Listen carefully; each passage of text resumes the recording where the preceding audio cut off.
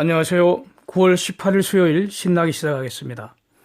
우선요, 내일 새벽에 기준금리 동결 확률 51.5%입니다.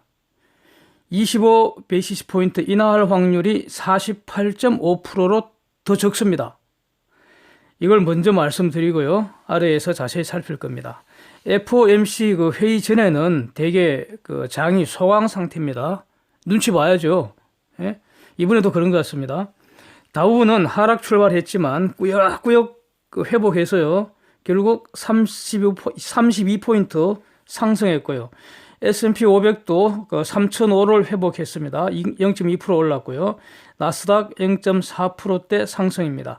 반도체 지수 0.3% 올랐는데 마이크론 테크놀로지가 1.4%가량 급등세를 보이고 있습니다. 장 마감 후에도 계속 오르고 있네요. 그래프 한번 보시기 바랍니다.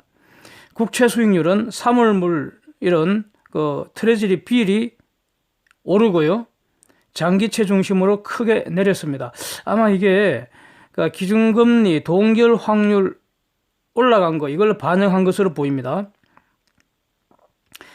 기준금리 내린다면은 트레저리 빌은 팍 내리고요. 이래야 되거든요. 아니면 장기채는 조금 오르거나 이렇게 돼야 됩니다. 달러 지수는 97.7로 하락했고요. 달러 약세 보였다는 거죠. 원달러 환율 1187원, 원엔 환율 10.97입니다. 유가는 WTI 58불선으로 6% 이상 크게 내렸습니다. 사우디 석유시설 복구가 예상보다 빨라서 9월 말 이내에 purely back online 될 것 같다. 이렇게 사우디 정부 발표한 이후에 본격적으로 하락했습니다. 그래프 한번 보십시오. 예. 기분 좋습니다. 예. 폭락하니까. 예. 어제는 더 많이 잡았었거든요. 저점에서. 예. 데이터 정리하겠습니다. 8월 중공 주택 가격이 연율 8.8% 상승이라고 합니다. 엄청 많은 것으로 보이죠? 그런데 예상보다 나빠지고 있는 겁니다. 그래프 한번 보십시오. 추세가 꺾이고 있다는 거 분명합니다. 그래서 주가 지수는 선행 지수라고 그러죠. 그런데 이 주택 가격 같은 이런 거는 후행 지표입니다. 경제가 먼저 망가지고 나서 주택 가격도 그 이후에 떨어지는 겁니다. 독일 경제 전망 지수는 지난달 급락을 했는데 9월에는 이번에는 예상보다 좋게 나왔습니다. 그러나 여전히 마이너스권이고요. 다음 달 수치를 봐야 할 겁니다. 그래프도 한번 보십시오. 미국의 레드북 소매 판매 지수 월 기준 0.9% 감소이지만 연율로는 5.4% 증가이고요.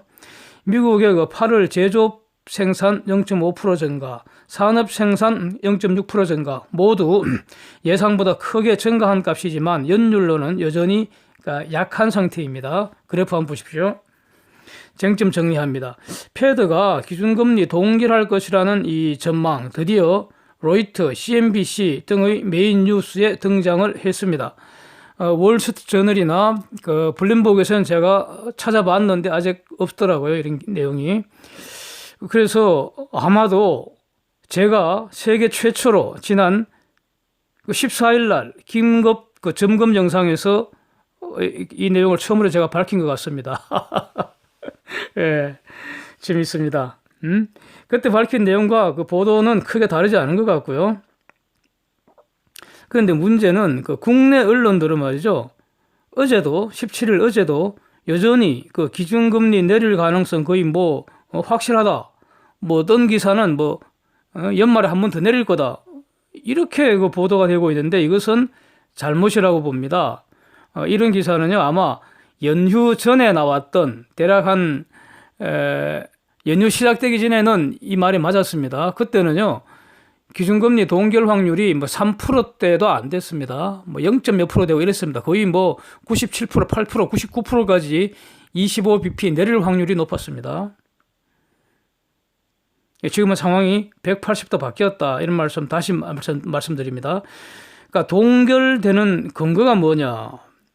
이거 정리하면은 인플레이션 징후가 너무나 뚜렷해졌다는 겁니다. 예? 그 다음에 고용, 소비, 또 소비자 신뢰지수, 기업 신뢰지수 이런 경제 지표들 예상보다 지금 좋게 나오고 있다는 겁니다. 예. 바로 위에서 본 오늘자 그 경제 지표도 예상보다 매우 좋게 나온 겁니다. 그 다음에 주가 지수 전부 다 지금 사상 최고치 근방이에요. 그 다음에 사우디발 그 오일 쇼크도 지금 일정한 영향을 줬습니다. 예. 그러니까 사우디 원유 시설 피격된 이후에 동결 확률이 급격히 올라갔습니다. 그래서 지금 다시 그러니까 유가가 팍 내리고 있기 때문에 오늘 이후에 이 시간 이후에 또 이 그러니까 동결 확률이 어떻게 변할지 주목하겠습니다. 인하 근거는요. 이제 그 오일 쇼크가 온다 하더라도 오일 값이 많이 오른다 하더라도 이게 전반적인 그 물가 상승을 가속할 가능성은 낮고요. 오히려 글로벌 그 슬로우 다운만 더 가속시킬 거다. 이렇게 얘기할 수 있고요. 이거 다 제가 말씀드린 겁니다. 제조업 지표 분명히 슬로우 다운되고 있고요. 미중 무역 협상 이거 단기 해소될 가능성 뭐 거의 없다고 봐야죠, 이거. 예. 그다음에 그 애틀란타 연방은행 거기에서 GDP 나우라고 이거 계속 그 분기 GDP 추정치를 발표를 하는데 3분기 GDP 성장률이 둔화되어서 1.8%로 지금 낮아졌습니다. 그 다음에 지금 그 글로벌 양적 완화 그 일종의 추세를 형성하고 있잖아요. 그런데 미국이 동결시켜버리면 강달러 지속될 거 아닙니까? 그래서 여기에 대해서 트럼프 행정부의 압박 엄청날 것이고요. 뭐 이런 것들입니다. 그래서 현재 이 시각에 동결 대 인하 51.5 대 48.5입니다. 그렇다면 이거는요. 동결될 수도 있고요. 인하될 수도 있고 둘 다 가능하다는 겁니다. 인하되는 것을 당연시하면 안 된다 이런 뜻입니다. 예, 이거 지금 확률 계산하는 것은 그 CME 그룹의 패드워치라는 그 툴이 있습니다. 그걸로 이제 자동적으로 계산을 하기 때문에 그러니까 이러한 그 어떤 그 상황은 저도 거의 뭐 한 10년, 20년 내 이런 거 지금 처음 봅니다. 그래서 만약에 동결이 되면은 일단은 강달러 되고요. 다른 통화는 약세가 되겠고 미국의 그 주가 지수는 지금 그 금리 인하 하면 일반적으로 호재 아닙니까? 그 붐업 하는 거니까. 그래서 그걸 반영을 해서 주가가 지금 상당히 올라 있는 건데 좀 타격을 받겠죠. 그래서 그러니까 대응 전략을 이렇게 한번 생각을 해봅니다. 하여튼 그 경제적 판단으로는요 반반으로 지금 갈려 있습니다. 올라도 경제적으로는 타당하고요.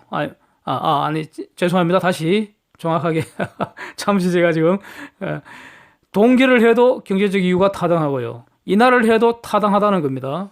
그래서 동결과 인하가 다 근거를 가지고 있다 이런 뜻입니다.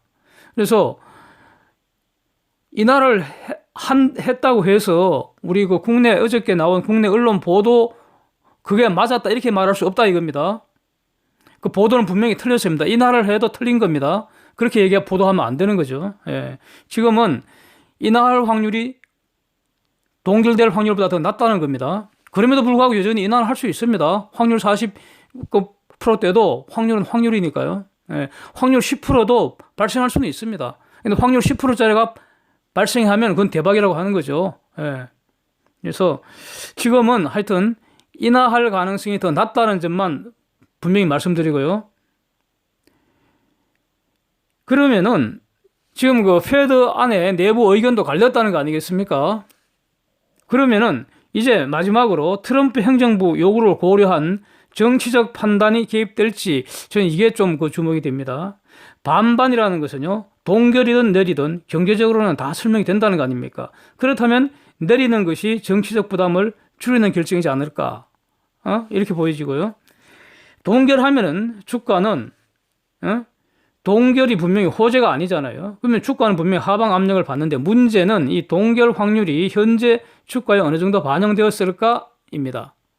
이게 분명히 어제부터 미국 시장에서는 어제, 오늘, 그 다음에 내일 그 패드 결정 이전에 3번가량 그 반영할 기회가 있기 때문에 어느 정도 반영이 될지 이게 이제 문제입니다. 이거 아무도 모릅니다. 그러나 분명한 거는 그러니까 지금까지 압도적으로 인하 확률이 높다가 지난 그 주말부터 갑자기 이렇게 분위기가 확 바뀌었기 때문에 여기에서 동결을 해버리면은 샥이 올 겁니다. 그죠? 그래서 일시적으로는 분명히 하방 압력을 크게 받으리라고 봅니다. 그래서 저는 그러니까 인버스 ETF 비중 좀 늘리고요. 현금 비중 좀 늘리고, 그다음에 이제 늘 말씀드리지만 저는 이게 그러니까 운영하는 스타일이요. 그러니까 개별 주식 같으면 지금 하이닉스는 그냥 지금 이익도 많이 나 있고요. 당장 처분할 생각은 없고요. LG전자는 어제 월요일부터 다 지금 처분해서 지금 하나도 없습니다. 이익 다 실현해버렸습니다.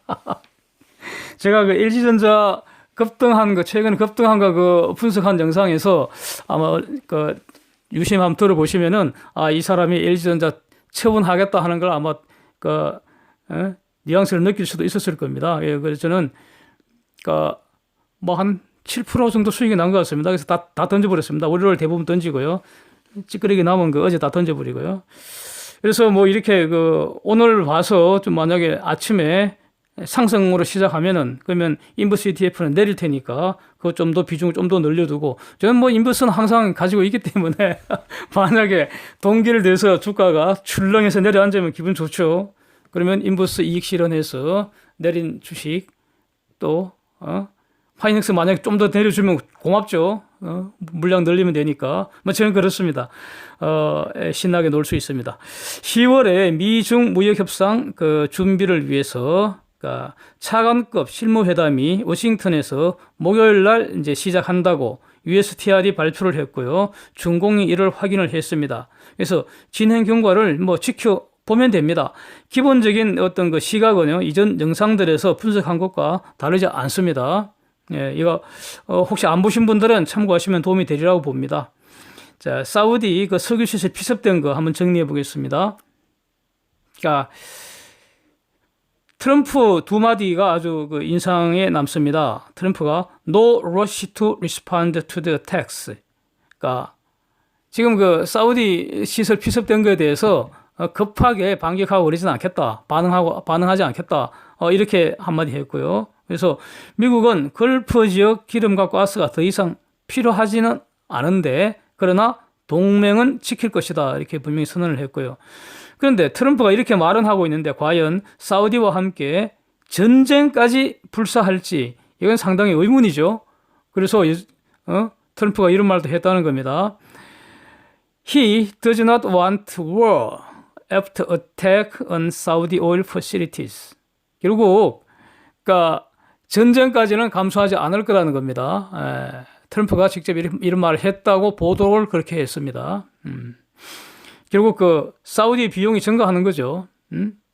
사우디 주력 산업이 지금 기름 산업인데 기름 산업의 이익 규모가 줄어들게 되는 거죠. 이 전부 다 비용이잖아요. 결과적으로 한마디로 이제 돈으로 떼어야 되니까요. 그 다음에 사우디 정부가 아주 중요한 발표를 했습니다. 이것 때문에 유가가 다시 크게 내렸죠. Oil output will be fully back online by end of September. 이렇게 얘기했습니다. 그래서 2, 3주 이내에 완전 복구된다. 이런 보도가 먼저 나왔는데요. 이 보도 나오고 나서 유가가 떨어지기 시작했는데 그 다음 마지막 보도가 9월 말로 다시 당겨졌습니다. 2, 3주보다 더 빨라졌죠. 9월 말로 완전히 복구된다. 완전 복구된다. 이렇게 다시 보도가 나왔습니다. 그래서 유가는 더 많이 내려갔고요. 이렇습니다. 그 다음에 암코 IPO on track. 무슨 말입니까? 지금 암코 소유라는 거 아닙니까? 이번에 공격받은 게. 그래서 만약 이게 손실 규모가 엄청나다면은 암코 IPO 기업 공개 일정도 차질이 불가피한데 그거 예정대로 한다는 겁니다. 그러니까 생각보다는 피해가 심각하지 않은 것 같습니다. 그래서 푸틴은 이 기회에 방공 미사일 시스템 사우디에 팔아보려고 지금 장사질 연락이 하고 있는 것 같습니다. 재밌죠? 며칠 전에 사우디 석유 장관이 이번에 바뀌었는데 신임 사우디 석유 장관이 Until death do us part 또는 Until test of time 이게 제가 지금 세 번째가 네 번째 지금 소개해드리는 아주 표현이 재미있어서 자꾸 소개해드리는데 죽음이 우리를 갈라놓기까지 또는 세월의 시련이 오기까지 사우디와 러시아는 같이 간다. 이렇게 이제 말을 했죠. 립 서비스를 했습니다. 그러나 사우디가 러시아산 방공 미사일을 사오지는 않으리라고 저는 봅니다. 예. 이제 다 저 기름값 한번 올려보려고 그 꼼수질을 하는 거죠, 뭐. 결국 역사상 그 최악의 석유시설 테러가 있었지만 유가는 말이죠. 고작 하루 이틀.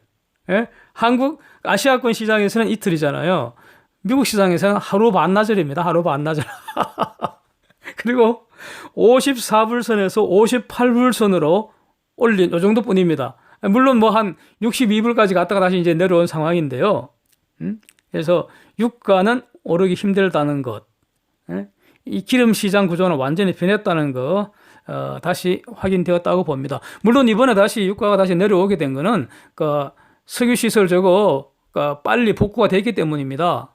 사우디 입장에서도 전 세계 최고 기술자 총동원해서 하루라도 빨리, 한 시간이라도 빨리 복구하려고 혈안이 될 거 아닙니까? 아이, 그래야지 포올리면 달러가 들어오는 건데, 한 달가량 못 포올리면 달러가 그만큼 들어오던 게 스톱돼 버리잖아요. 죽을 맛이죠, 뭐, 그러면. 그런 겁니다. 그래서 어쨌든 그 오늘의 안건은요, 그 패드 기준금리 동결 가능성 여부입니다. 동결 또는 인하 둘 중 하나는 100% 확실하죠. 예, 그렇습니다. 그래서 요지는 이겁니다. 어느 것이 되든 놀라서는 안 된다 이겁니다. 동결돼도 당연하고 인하해도 당연하다 이런 뜻입니다. 그리고 모든 둘 다 가능하다는 전제에서 준비하는 것이 현명하다. 이 말씀 드리겠습니다.